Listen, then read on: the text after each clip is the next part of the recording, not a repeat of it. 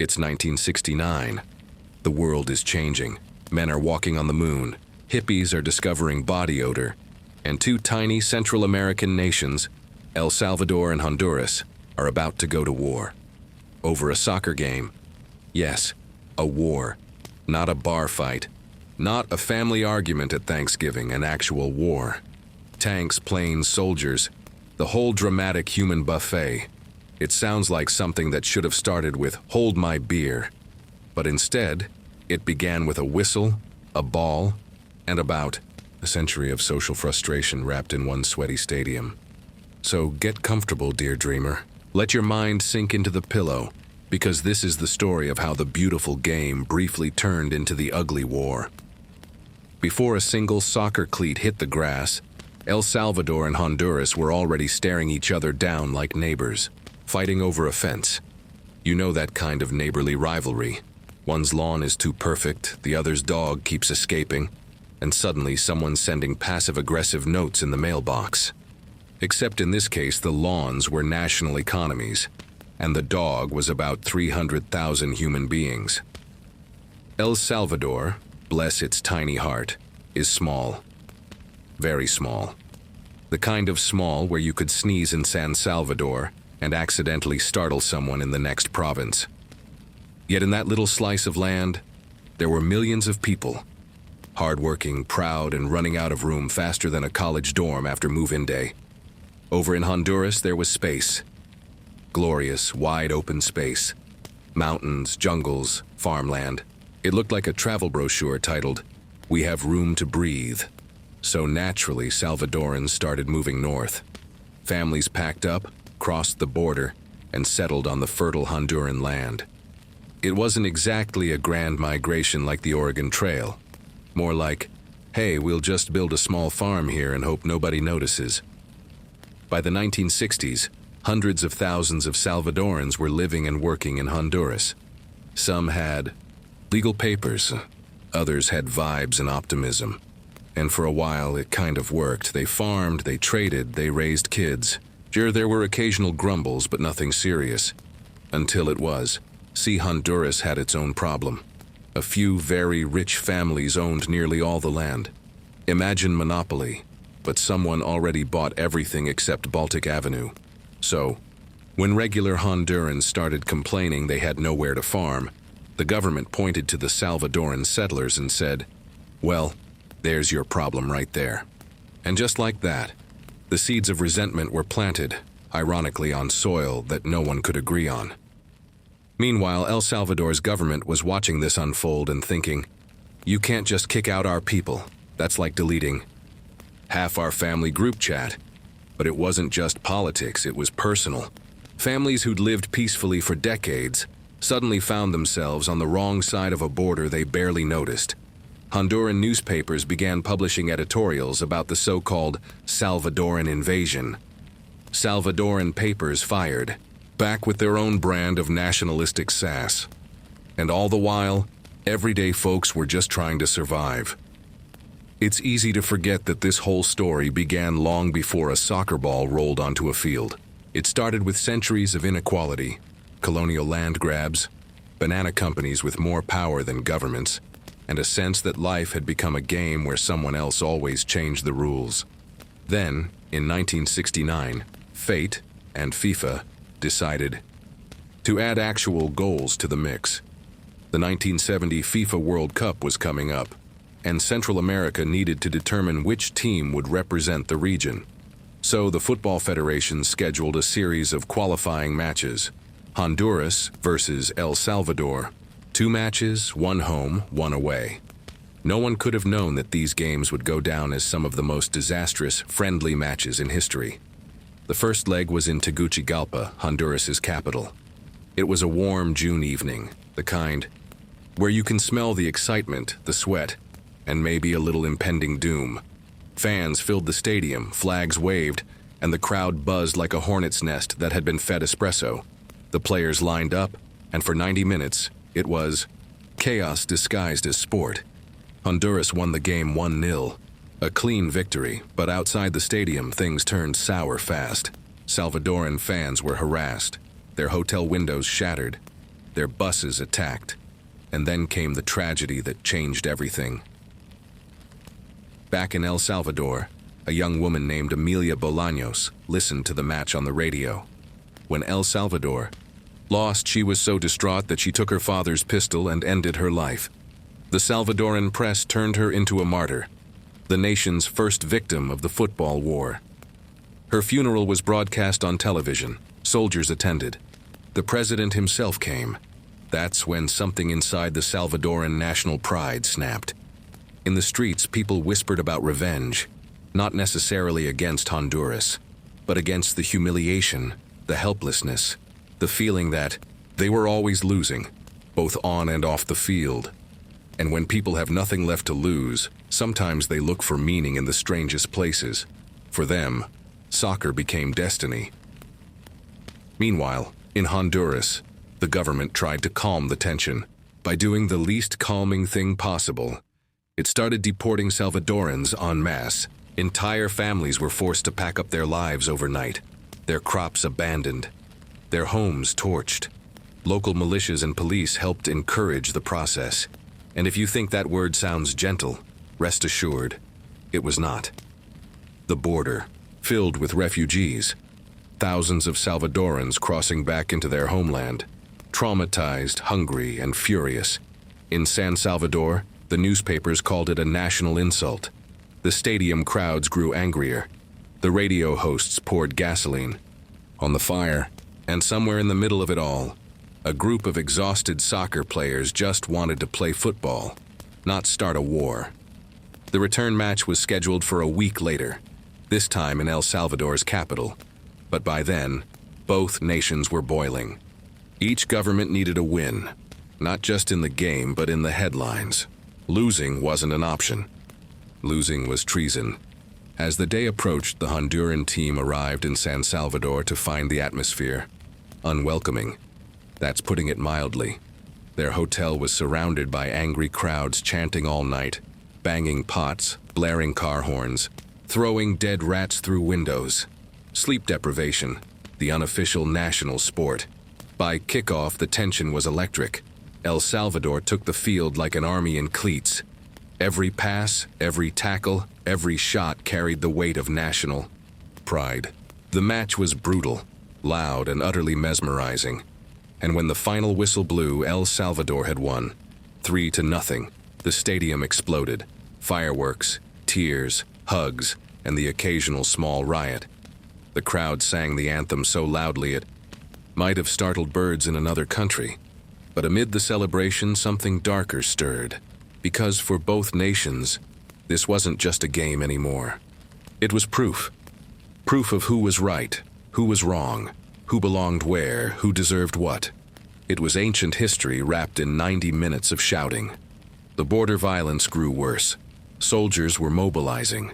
Angry words turned into angry. Orders. El Salvador broke off diplomatic relations with Honduras, all over a soccer game that had somehow become a referendum on national identity. And as the fans went home, still singing, the world shifted slightly toward madness. The ball had stopped rolling, but something far more dangerous was about to start.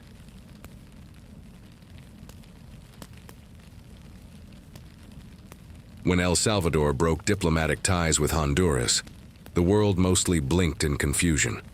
Somewhere in Europe, a diplomat probably muttered, "Over soccer?" and went back to his croissant. But in Central America, the air was heavy with something old and inevitable. The official story was that it was about football, but the real story was about dirt. Who owned it, who worked it, and who got kicked off it when the rules changed. For decades, Honduras had been a land of contradictions, vast and green, yet most of it controlled by a few wealthy families and a couple of very cheerful banana companies. Yes, the infamous United Fruit Company, that American corporate octopus that wrapped its tentacles around every tropical republic it could find, had a pretty firm grip here. They called it investment. Locals called it Tuesday. So, when Salvadoran farmers crossed the border and started cultivating unused land, the Honduran elite got nervous. Not about the farmers themselves, mind you, Nobody was afraid of a man with a machete and a dream, but about what they represented. In 1962, Honduras had passed an agrarian reform law, in theory to help redistribute land to poor Hondurans. In practice, it turned into a bureaucratic soup that somehow made everything worse. The government began eyeing the Salvadoran settlers as a convenient problem to solve. By the late 1960s, anti-Salvadoran sentiment was simmering. Politicians gave speeches about national purity. Newspapers printed caricatures. Militias started forming, and the United Fruit Company watched quietly, probably thinking, as long as the bananas keep shipping, who cares? The timing couldn't have been worse. Honduras was going through political instability. El Salvador, economic frustration. And both countries were full of people with the same fears. Not enough jobs, not enough land, and too many promises from politicians who seemed to think speeches could feed children.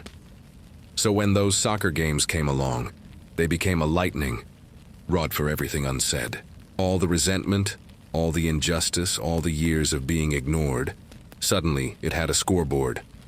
After El Salvador's 3-0 victory, emotions surged past the breaking point. The Honduran government accused Salvadoran authorities of mistreating their players. The Salvadorans accused Honduran police of attacking their fans. Both sides were technically correct, which is the worst possible outcome for peace. Across both nations, small acts of cruelty multiplied. In Honduras, Salvadoran immigrants were chased from villages, their homes burned, their livestock stolen. In El Salvador, citizens protested in the streets, waving flags and shouting slogans that rhymed nicely, but meant war. The Honduran government began formally expelling Salvadorans. Whole communities suddenly had 24 hours to leave homes they'd built over decades. Thousands poured across the border in trucks, on foot, or with whatever belongings they could carry. Farmers arrived in El Salvador to find no work, no shelter, and a government that wasn't prepared for their return. It's hard to describe what that kind of tension feels like. The mix of national pride and deep collective panic.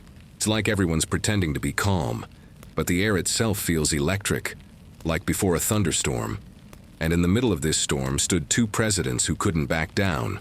On one side, Oswaldo López Arellano, the Honduran military, leader who'd taken power in a coup. He needed to show strength, not compromise. On the other side, Fidel Sánchez Hernández, president of El Salvador, a military man himself. Neither of them wanted to be the first to blink. Each accused the other of aggression. Each claimed to be the victim.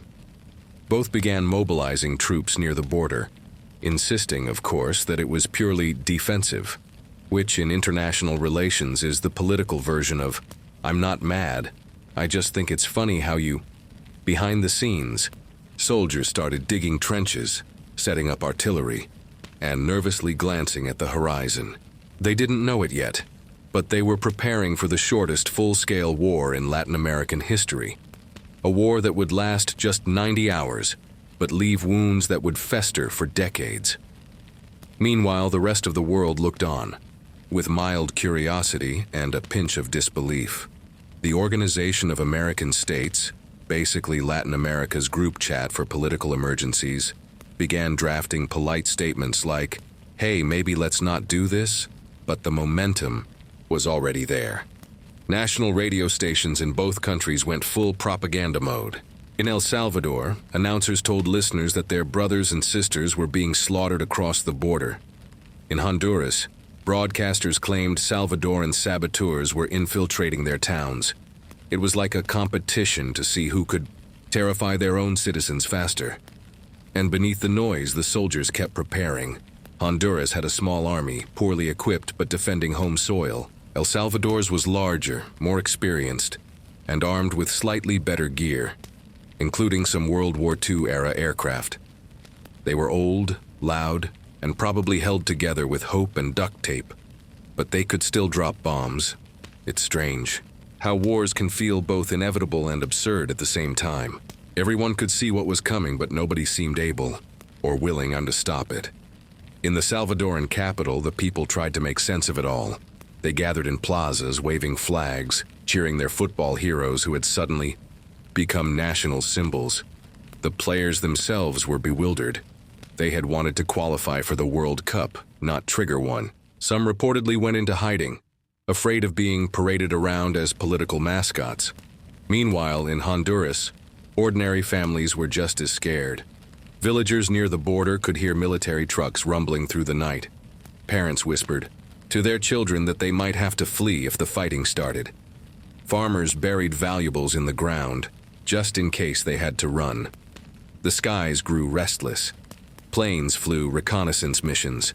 Radios crackled with coded messages. And, somewhere, a nervous commander probably said, "We're really doing this, huh?" The press began calling it La Guerra del Fútbol, the football war, half-jokingly at first. Then, as the headlines turned bloody, the joke stopped being funny. By mid-July 1969, all that remained was the spark. In San Salvador, military officers met in smoky rooms, studying maps, whispering about airfields and fuel supplies. The order, when it came, was simple and chilling: strike first. But before that command was carried out, something even stranger happened. The Organization of American States managed to broker a brief truce.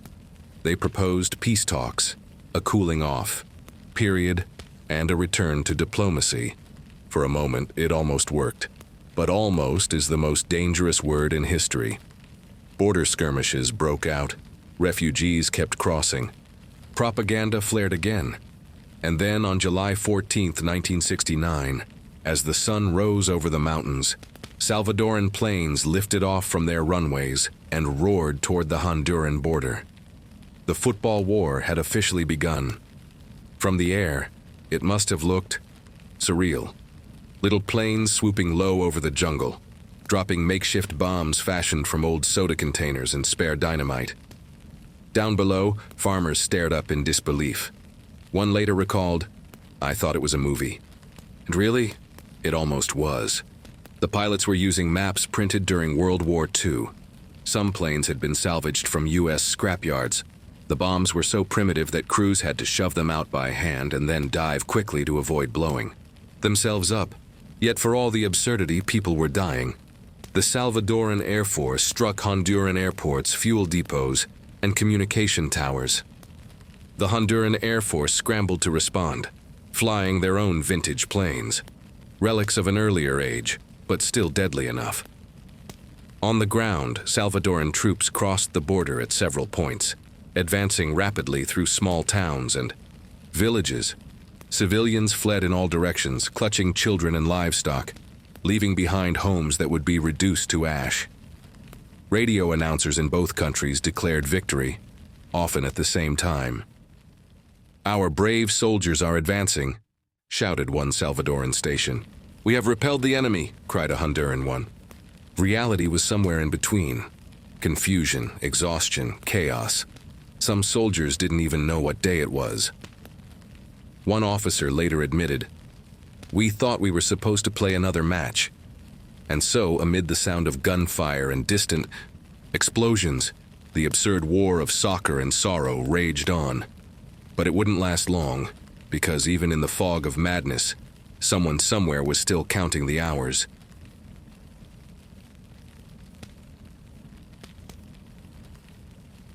The first day of the war was like a fever dream. Salvadoran troops surged across the border in trucks, jeeps, and whatever else had four wheels and an engine that sort of worked. They moved fast, too fast really, sweeping through small Honduran towns whose names would barely fit on a map. In the beginning, it looked like El Salvador might actually pull off something close to victory. But war has a way of turning excitement into exhaustion very quickly. By the second day, Honduras had organized a defense.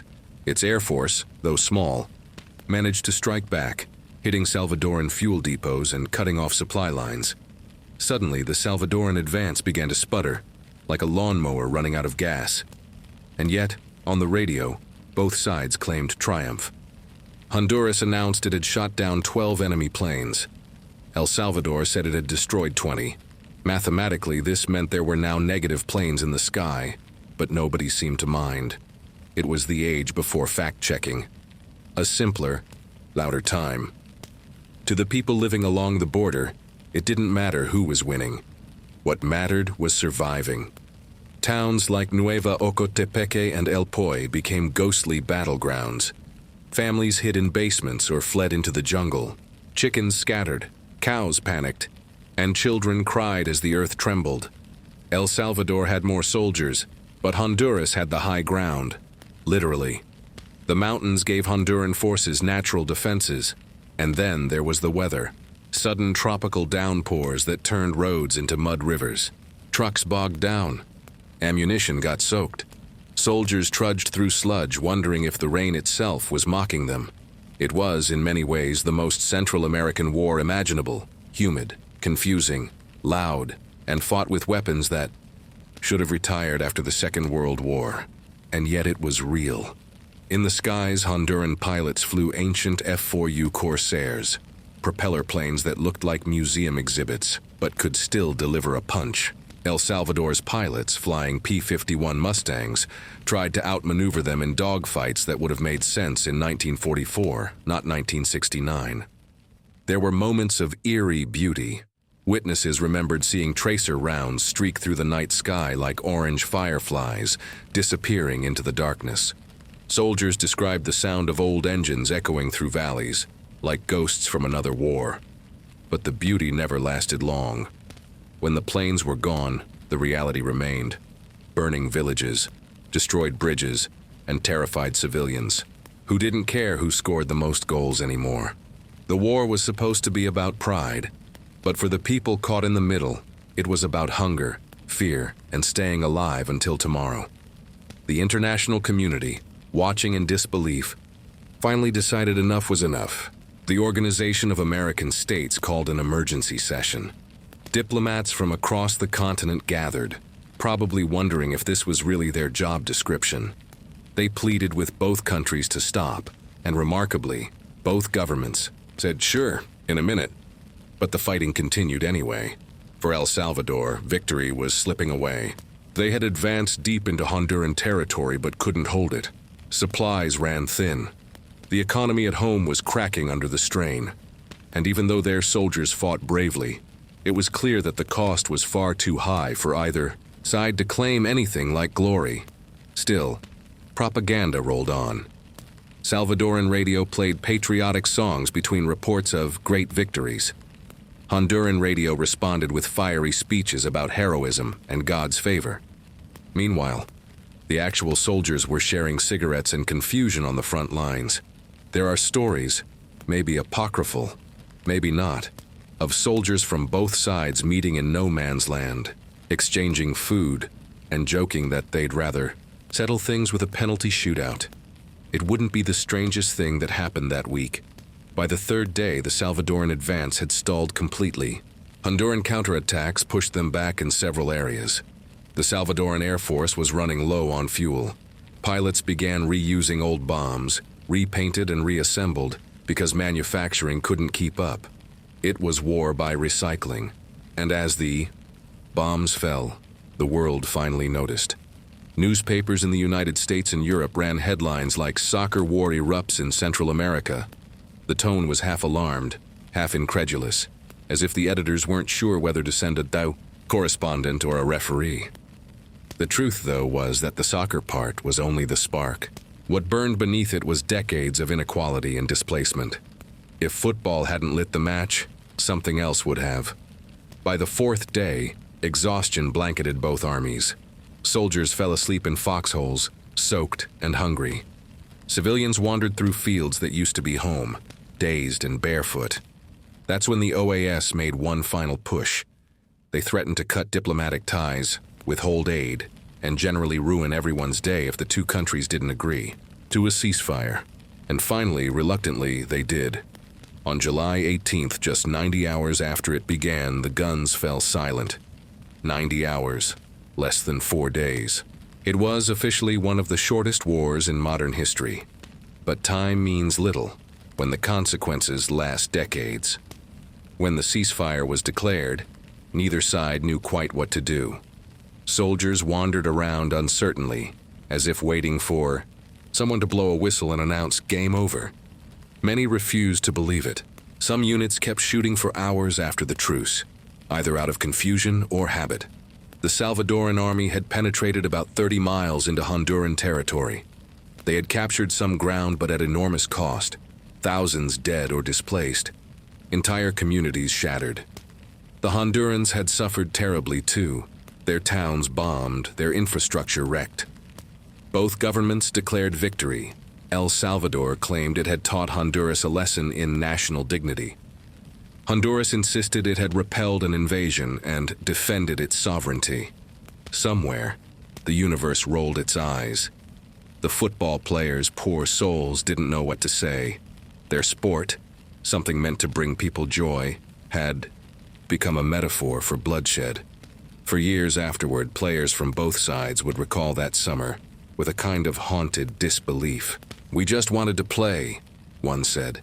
"We didn't want anyone to die." When peace talks began, the negotiators faced a problem. Neither side wanted to pull back first. It was the diplomatic equivalent of two children refusing to apologize, until the other one does. Eventually, the OAS had to send observers just to make sure everyone behaved, and as the diplomats talked, the people mourned. In the refugee camps, Salvadoran families huddled under makeshift tents. They told stories of homes burned, friends lost, farms gone. Some had no idea whether their relatives had survived. For them, the war didn't end with the ceasefire. It lingered in memory, in scars, in songs. In the Honduran countryside, villagers tried to rebuild. Roads had been torn up, crops destroyed. The smell of smoke lingered long after the fighting stopped.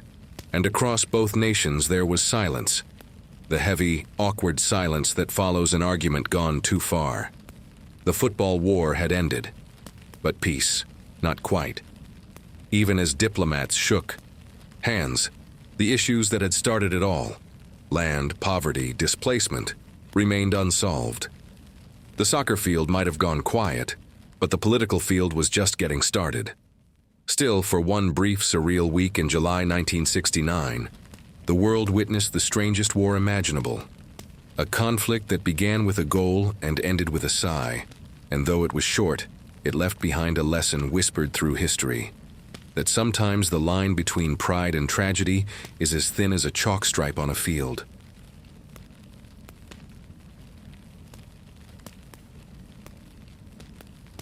When the last gunshot faded, silence crept across the hills of Central America, the kind of silence that feels too big for the world, heavy and uncertain, like the universe had forgotten to hit unpause.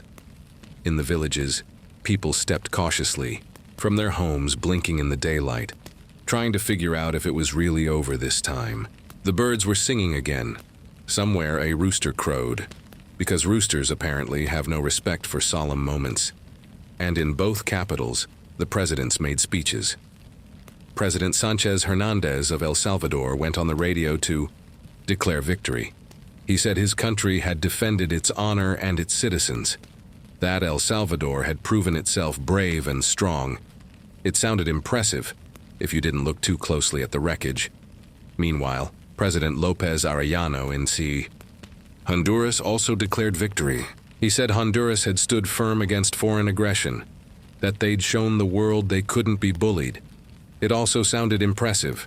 Again, if you ignored the smoking craters and broken bridges. It was, in short, the classic Latin American draw. Everyone lost, but somehow everyone claimed they'd won. The Organization of American States, bless its patient diplomatic heart, finally got both sides to agree to stop shooting, retreat to their original borders, and talk things out like reasonable adults. The problem was, by this point, reason had packed its bags and gone on vacation. Negotiations dragged on for weeks. Each country accused the other of violating the ceasefire. Each side wanted the other to move back first. And the soldiers, stuck on the front lines, mostly wanted to go home and eat something that wasn't canned beans.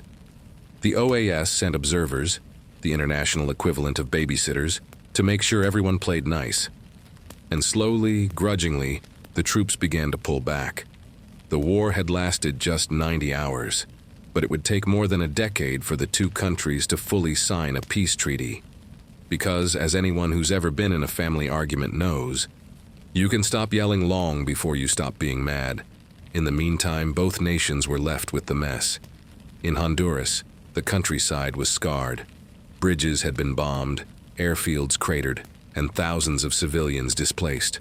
The refugees who had fled their homes now faced another challenge, returning to find their homes gone, or worse, occupied by someone else. In El Salvador, the returning migrants became a social and economic crisis. The tiny nation, already bursting at the seams, suddenly had hundreds of thousands of angry, traumatized citizens with nowhere to go. Land reform was still a mess. Jobs were scarce, and resentment simmered like a pot that never quite boiled over. At least not yet. In that way, the football war didn't really end in 1969. It just went quiet, like a volcano pretending to be asleep. For ordinary people, life went on, because it had to. Farmers went back to planting. Kids kicked footballs again, even if the grown-ups looked nervous when they did. Markets reopened. Radios went back to playing music instead of propaganda. But under the laughter, the sadness lingered. Families were missing members who'd gone off to fight and never come back. Some villages had been erased entirely, wiped off maps too small to begin with, and yet somehow humor survived. People made jokes. Dark, clever, resilient jokes. Did we win? One man supposedly asked his friend. Well, the other. Limis, my house is gone, but I think we did. The absurdity was impossible to ignore. Two nations had gone to war for less than a week over a sport that was supposed to unite them. The total death toll was estimated somewhere between 2,000 and 6,000. No one really knew for sure. Tens of thousands were displaced. And all for what? For pride, for land, for flags and anthems and the illusion that someone was in control. But if there was any silver lining, it was this. The rest of the world paid attention. For a brief moment, journalists, historians, and ordinary people around the globe asked themselves how something like this could happen. How could a soccer game, a game, ignite a war? And the answer, of course, is that it didn't. Not really. The soccer match was just the spark. The kindling had been piling up for decades. Inequality, injustice, nationalism, corruption. And all it took was a little flame shaped like a football. Still, the nickname stuck. The football war. It sounded ridiculous, and it was. But sometimes ridiculousness is the only way to make sense of reality. In the years that followed, both nations would struggle to rebuild their relationship. Diplomatic relations were only restored in 1976, 7 long years later. During that time, the border remained tense, guarded by soldiers who'd rather be anywhere else. Trade between the two countries plummeted. The Central American Common Market, a regional trade agreement they'd both been part of, fell apart. The war had been short, but its economic hangover lasted years. And inside El Salvador, those deeper issues, the land, the poverty, the inequality, began to boil again. The football war had been a warning, one the world mostly ignored. Within a decade, El Salvador would be plunged into a brutal civil war that would make 1969 look like a tragic rehearsal. For Honduras, the war reinforced military rule. The government used the conflict as proof that only the army could protect. The nation and democracy took a back seat for a while. Yet strangely, the rivalry on the football pitch continued, not as bloodshed but as sport again. When El Salvador and Honduras met in matches in the 1970s and 1980s, fans still cheered, still waved flags, still shouted. But now the stakes were different. The war had turned the game into something sacred, something heavy with history. Even decades later, when the two teams face each other, older fans still remember 1969. They don't talk about tactics or goals. They talk about the night the sky burned. There's a strange poetry in it, really. For thousands of years, humans have found reasons to fight. Land, gods, money, ego. In 1969, we just added soccer to the list. It feels absurd, but it's also very human. We find meaning in symbols. We project our pain onto the things we love. And sometimes we let the games meant to unite us become arenas for everything we refuse to say. But the story doesn't end in despair. In time, the children of those who fought would meet, trade, and even fall in love across the same border there. Parents had once bled over. The fields that once shook with gunfire would host matches again. The same earth that drank blood would grow corn, bananas, and coffee, because life insists on continuing, even after our worst mistakes. And in the quiet of the night, somewhere between the hum of crickets and the distant sound of a football, bouncing in a courtyard, the ghosts of 1969 might smile, tired, bewildered, but at peace. The football war had been a tragedy, yes, but also a strange kind of mirror, reflecting how deeply people can care, how fiercely they can belong, and how sometimes in trying to prove who we are, we forget what we share. And maybe, just maybe, that's the dream worth holding on to.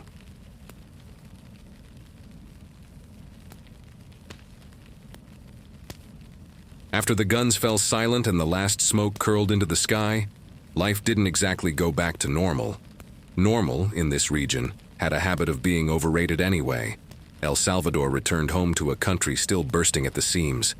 The Salvadorans who had been expelled from Honduras came back with little more than what they could carry in their hands and in their memories. The tiny nation suddenly had hundreds of thousands of people who were angry, hungry, and profoundly aware that borders could not protect them from fate or politics. Honduras, meanwhile, was left with shattered villages, ruined infrastructure, and the lingering smell of smoke. Bridges were down, roads were impassable, fields were scorched, chickens had disappeared. Some historians argue that chickens never fully recovered from the shock. Politically, the war gave both governments reasons to tighten their grips. In Honduras, the military government claimed the conflict proved that the army was essential for national security. Democracy was politely told to wait outside, sipping coffee until called. In El Salvador, the victory, short-lived as it was, allowed the military to assert more control over the country, arguing that the people needed firm guidance to prevent future disasters.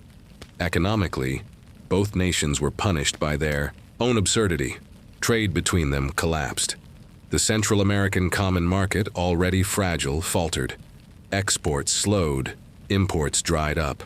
And, of course, rebuilding a country after a 3-day war is a lot more expensive than most people anticipate. It turns out fire is not a renewable resource. Internationally, the football war was treated with a mixture of disbelief, alarm, and dark amusement. Headlines around the world had variations of, "Two countries go to war over soccer." Really?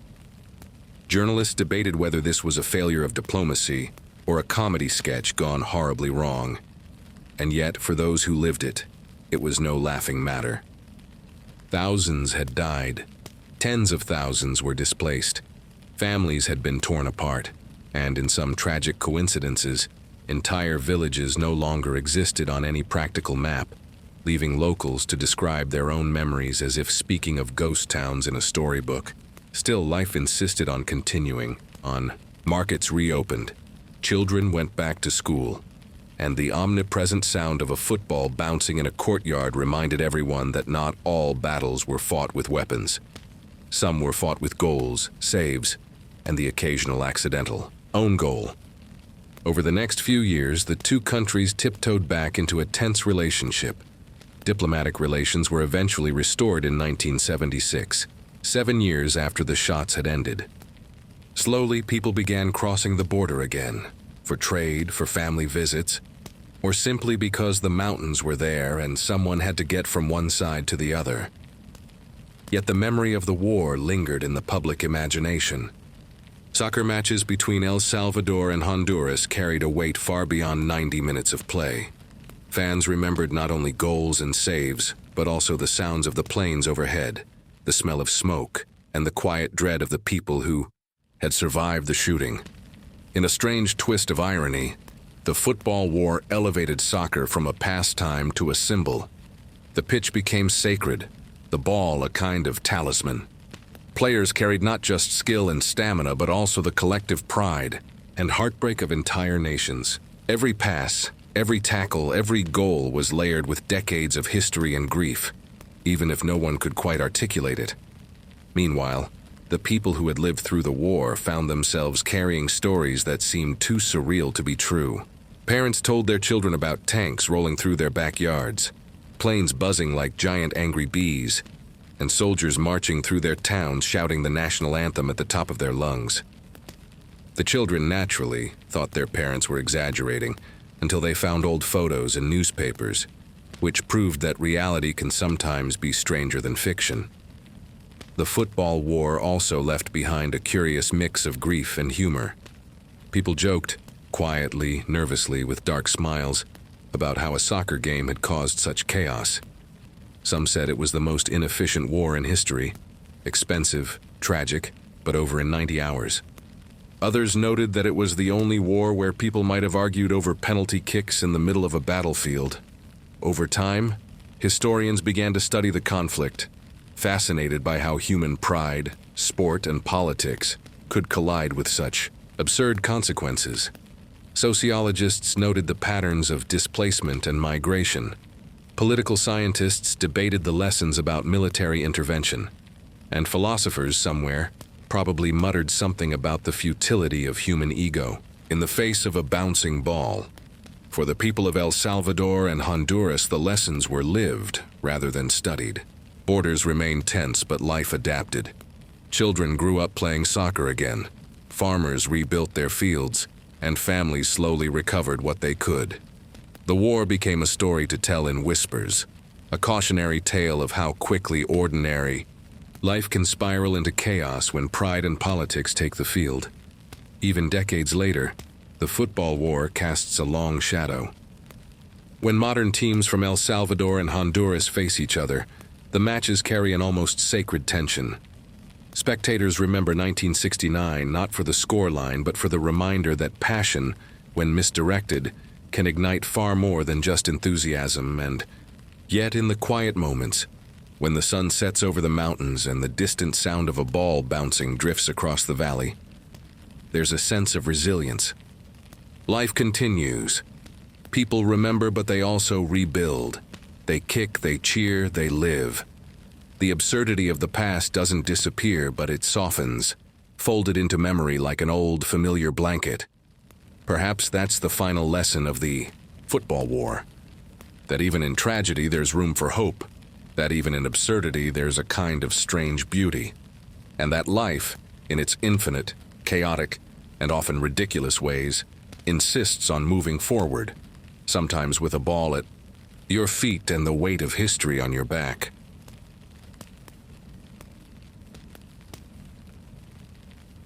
Even after the last shots and the diplomatic handshakes, life carried on in strange, unpredictable ways. For the families who had fled, returned, or survived the chaos, there was no rewind button. Their lives had been rerouted, like rivers diverted, by unseen hands, and the terrain of their everyday existence would never be quite the same. In El Salvador, returning families crowded into small towns already bursting at the seams. Their houses were often gone, replaced by empty plots or, in some unlucky cases, by new occupants who had claimed the land in their absence. Children who had lived briefly in Honduras returned speaking the names of villages no one else had ever heard of. Parents, exhausted from migration, war, and survival, carried the invisible weight of trauma, the kind that manifests in sleepless nights, haunted memories, and the quiet tightening of fists. Meanwhile, in Honduras, towns along the border tried to rebuild. The smoke had cleared, but the smell lingered, a stubborn perfume of destruction. Crops needed planting, buildings needed repairs, and livestock needed recollecting. The soldiers, now mostly idle, had to reintegrate into civilian life, which is always tricky when your last job involved climbing over barricades while bullets whistled past. Some found comfort in work, others in stories, and a few, the ones most prone to absurdism, in playing soccer in bombed-out fields. The war may have lasted only 90 hours, but its consequences were generational. Refugees carried their experiences into new communities. Children grew up hearing about lost villages, burned homes, and terrified nights in the jungle. Even when the maps were updated and the borders restored, the mental maps of people had shifted forever. Economically, the short war left a long hangover. Trade between El Salvador and Honduras collapsed, taking with it markets, livelihoods, and the fragile sense of stability that had existed before. Both countries had to redirect scarce resources toward rebuilding and rehabilitation rather than toward development or prosperity. It was as if 90 hours had sucked out decades of potential growth, yet life, stubborn as it is, found cracks to bloom in. Farmers replanted, children went back to school, streets filled again with chatter, the clatter of carts, and occasionally, the thud of a football bouncing across a dusty courtyard. Even in the ruins, small joys persisted. Laughter that refused to be extinguished, meals shared with neighbors, and songs hummed to keep fear at bay. The football war also left a peculiar cultural imprint. Soccer matches between El Salvador and Honduras became something of a ritualized remembrance. Fans did not merely watch, they remembered. Flags waved with a weight that went beyond competition. Each goal, each save, each penalty kick carried echoes of 1969. The lost homes, the soldiers marching, the skies filled with planes and tracer rounds. Over time, historians, sociologists, and political scientists studied the conflict with fascination. They marveled at how a sport, often associated with joy, could ignite a military confrontation.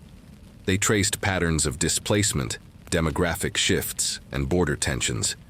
They debated whether the war could have been avoided, whether diplomacy failed, or whether the absurdity was simply human nature masquerading as logic.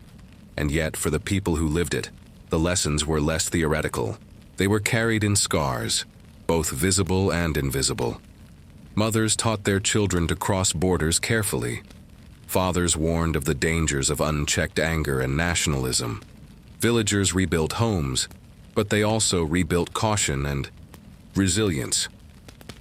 Even decades later, the memory of the football war influenced politics, policy, and culture.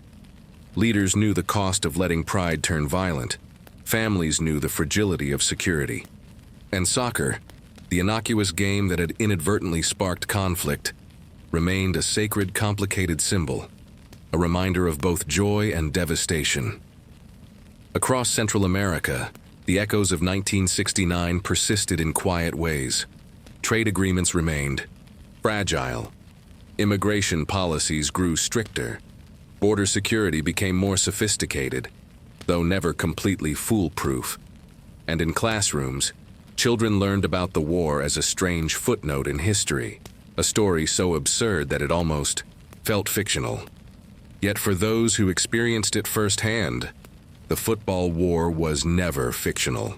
It was the smell of smoke in the morning, the trembling of the earth under marching boots, the way the wind carried news of faraway plains. It was laughter and terror intertwined, memory and absurdity inseparable. The war also left a subtle, almost ironic legacy in the realm of sport. Football became a tool for diplomacy, for unity, and for cautious remembrance. Matches between the two nations now carried an unspoken understanding. The game could no longer be just a game. It had to honor history while reminding players and fans alike that passion, if uncontrolled, can spiral into chaos. And perhaps most importantly, the football war became a story to be told, again and again, as a warning, as a lesson, and as a strangely comforting bedtime tale. Because there's something inherently human about laughing at absurdity while quietly acknowledging its power. In that way, the football war exists not only in history books, but in the collective imagination. It's a story whispered to children, repeated at family gatherings, and recalled by old men who remember walking through fields torn by tanks and planes, clutching a child's hand, muttering, "I never thought it would come to this," over a ball. And so life continued. Borders were redrawn, refugees returned, governments changed, and the mountains and jungles remained steadfast, witnessing history and human folly alike. The football war had ended, but its memory endured, quiet, absurd, painful, and strangely beautiful. Even now, when the wind rustles through the trees along the border, it carries the faint echo of whistles, of boots, of drums, the remnants of a war that was as short as it was unforgettable. And perhaps, in the end, that is what remains most human: the ability to survive, to rebuild, to remember, and to laugh quietly at the absurdity of our own choices.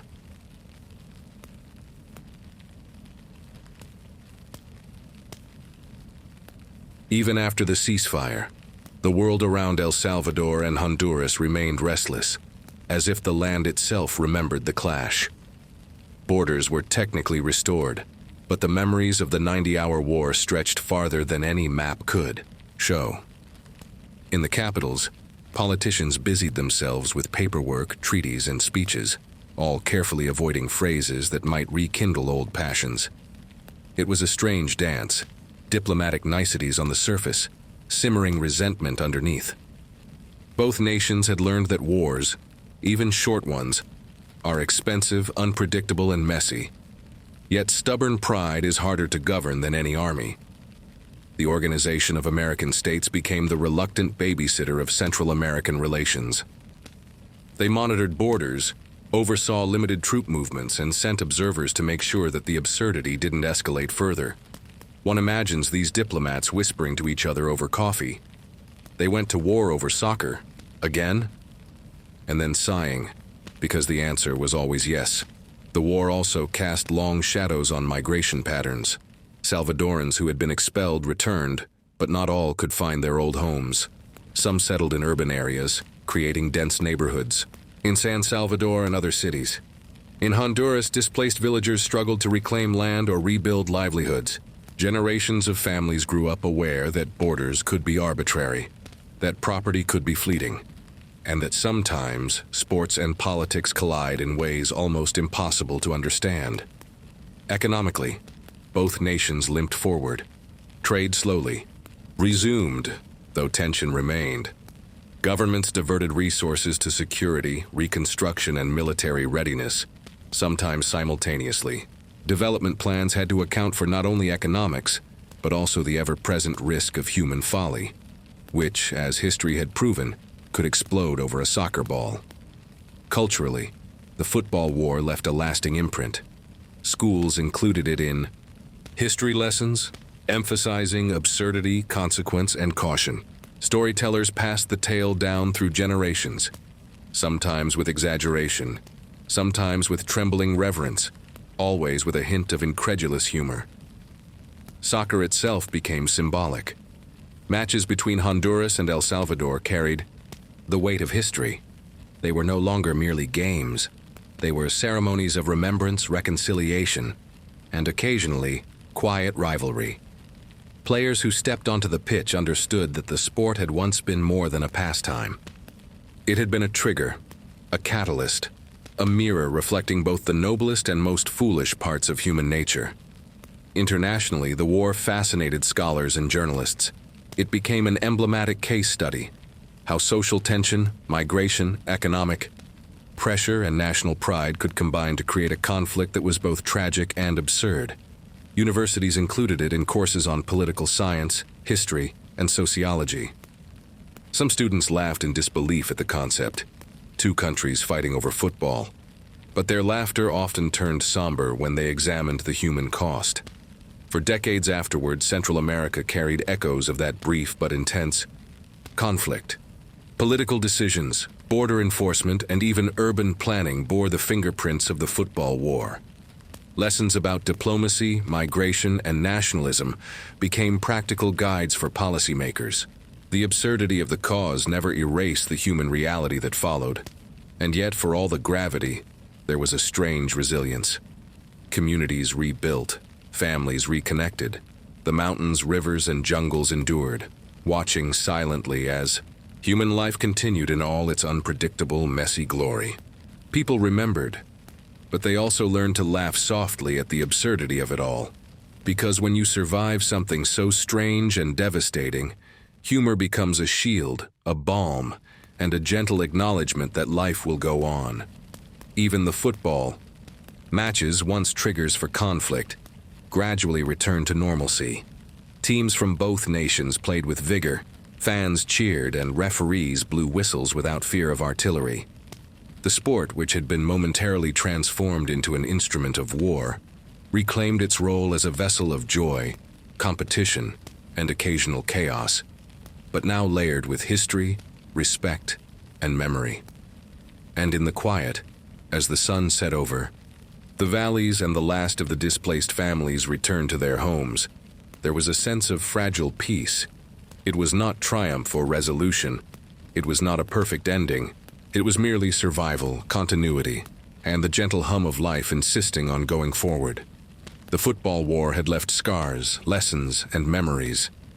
It had been absurd, tragic, and unforgettable. It had demonstrated that human pride, nationalism, and passion can ignite conflicts in the blink of an eye, sometimes over the simplest, most universally beloved of things: a ball, a goal, a game. Yet, in the aftermath, humanity endured. People laughed quietly, rebuilt slowly, and remembered carefully.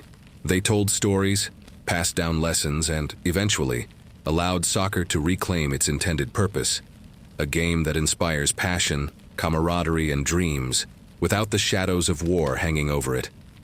And so, as the decades rolled on, the events of 1969 settled into history. The mountains remained. The fields grew green again. Children kicked balls where soldiers once marched. Families told tales of a war that was absurd, short, and unforgettable. And somewhere in the gentle hush of Central American evenings, you could almost hear the echoes of whistles, cheers, and the distant thud of a ball. Reminders that even the strangest, darkest moments can give way to resilience, laughter, and life. As the years passed, the football war became something between legend and cautionary tale. People whispered about it, laughed quietly about it, and occasionally shivered when they remembered just how quickly pride could turn a game into chaos. The 90 hours of conflict faded from the headlines, but never from the collective memory. Living rooms, classrooms, and cafes across El Salvador and Honduras, stories of tanks, planes, displaced families, and frantic matches were told with a soft mixture of sorrow and absurdity. The kind of stories that linger in your mind like a strange dream, vivid, impossible, and oddly poetic. For the children who grew up in the shadow of that conflict, the lessons were clear without ever being spelled out. Borders were more than lines on a map. Pride could be dangerous. Football could be powerful.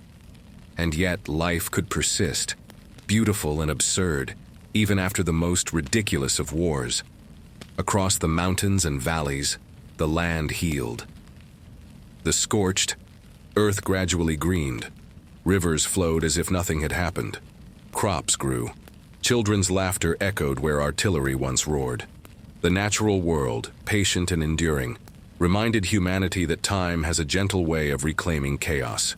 Soccer reclaimed its innocence too. Stadiums were rebuilt. Teams practiced with hope rather than fear. The matches were still intense, still competitive, but they carried a quiet reverence for history. Every goal scored, every cheer, was tempered by the understanding that passion, if untamed, can have consequences far beyond the field. For the older generations, the war remained a touchstone. They would tell grandchildren about the absurdity of it all. A war triggered by a ball, lasting less than 4 days, yet leaving consequences that stretched for decades. And in those retellings they found humor. Sometimes nervous, sometimes dark, sometimes tender. Humor as a bridge between memory and healing. Diplomacy matured slowly. Borders were monitored, agreements were signed. International organizations kept watch, reminding nations that while pride is a powerful motivator, it is also fleeting, and the cost of letting it spiral can be unimaginably high. And still, life continued. Families rebuilt homes, communities grew, and football matches flourished as symbols of resilience and shared joy. The absurdity of the football war became part of a cultural rhythm, a reminder that humans are capable of both the strangest mistakes and the most enduring recovery. Sometimes, when the wind rustles through the trees along the border, you can almost hear the faint echoes of that summer. Whistles, cheers, the distant hum of a plane. A reminder that the world is unpredictable, absurd, and fragile. And yet it continues, always continues. The football war, brief as it was, left behind more than destruction. It left lessons wrapped in absurdity, reminders etched into memory, and a quiet proof that humanity can endure, that we can survive, rebuild, laugh quietly, and keep playing the games we love, even after we've learned how dangerously seriously we sometimes take them. And so, if you close your eyes tonight and imagine a field stretching endlessly under a golden sun, you might see children kicking a ball, mountains in the distance, and the faint echo of history whispering softly in the breeze. The grass is green again. The players smile, and the world, despite its absurdity and occasional tragedy, continues on its gentle, unpredictable, and strangely beautiful path. Sleep now, dear dreamer. Let the stories of chaos, absurdity, and resilience drift through your mind like clouds over a quiet valley. The football war is over. The world has moved on, and somewhere in the soft hush of night, life continues. Wonderfully, improbably, and always, gently, moving forward.